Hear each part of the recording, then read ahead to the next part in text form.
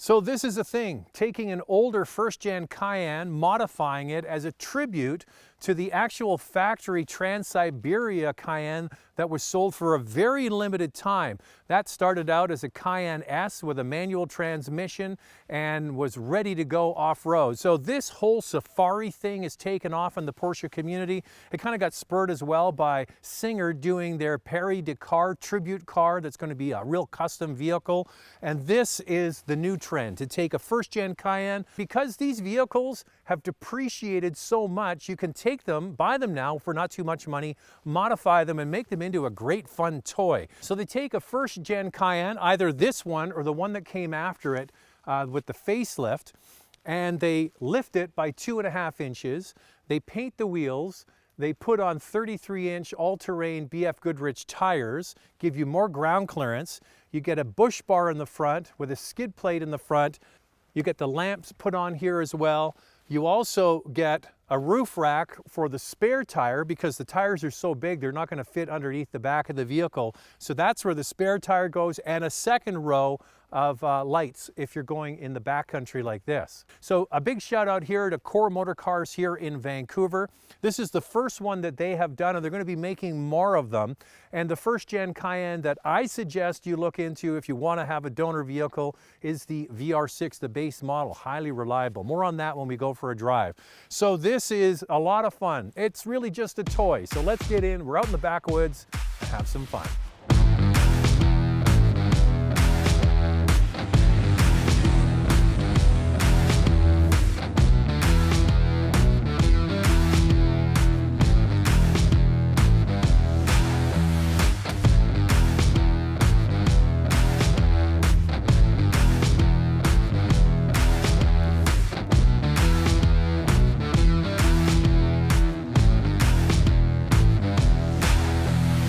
You want attention?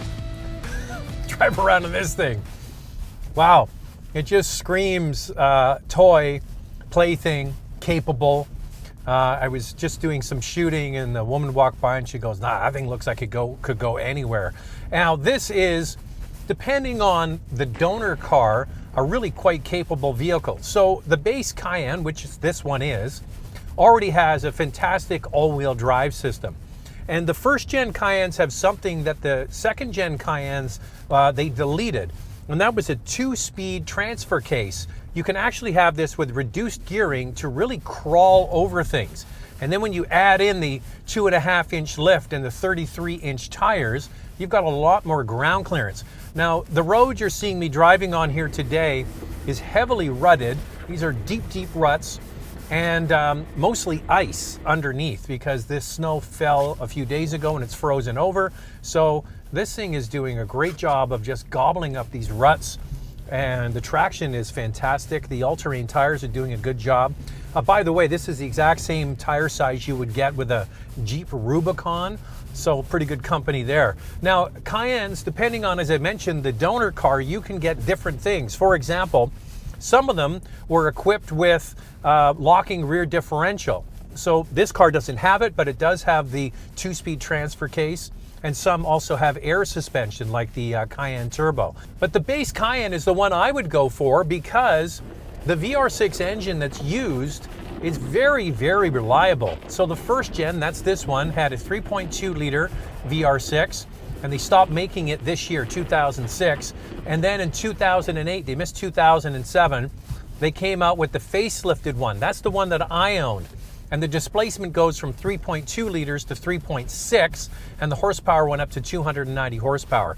So this engine, the VR6 engine in this Cayenne, as was told to me by my mechanic, is the most reliable engine that you can get in a used Cayenne. So highly reliable. The engine is not going to be the issue. There might be some other maintenance required.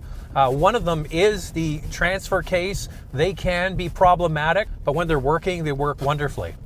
So who's going to want a toy like this? Well, somebody that can afford to have a toy, first of all, but also if you have a chalet, a cabin, a cottage, and you want a leave behind vehicle there for when you're going skiing or you want to go backcountry, this would be a great vehicle to leave at your cottage or your cabin or your chalet to have, or you could drive it back and forth.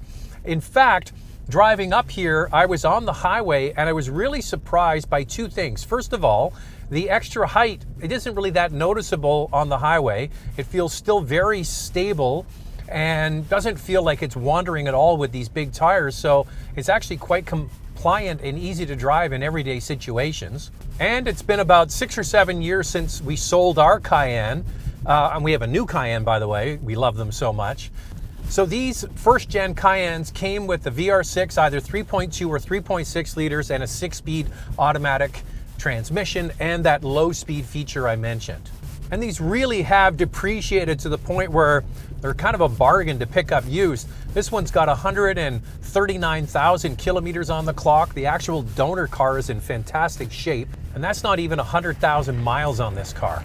And the other thing that strikes me is just how solid and well engineered these were and how they've held up.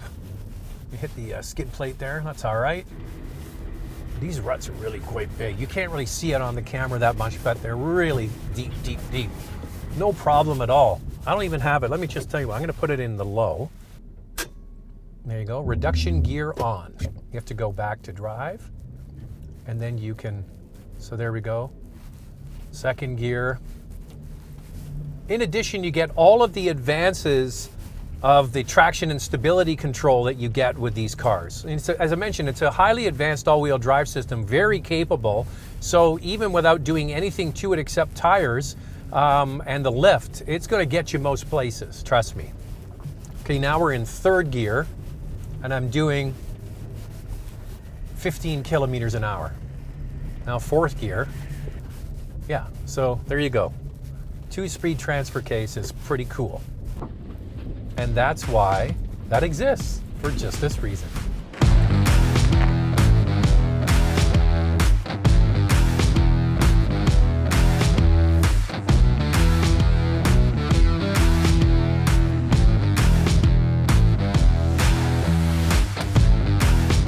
Thanks again to Core Motorcars here in Vancouver for letting me borrow this Safari Cayenne for the day. They're going to be doing more of these. This one is the first one. They have a black one they're working on with the facelifted version, the 2008 model.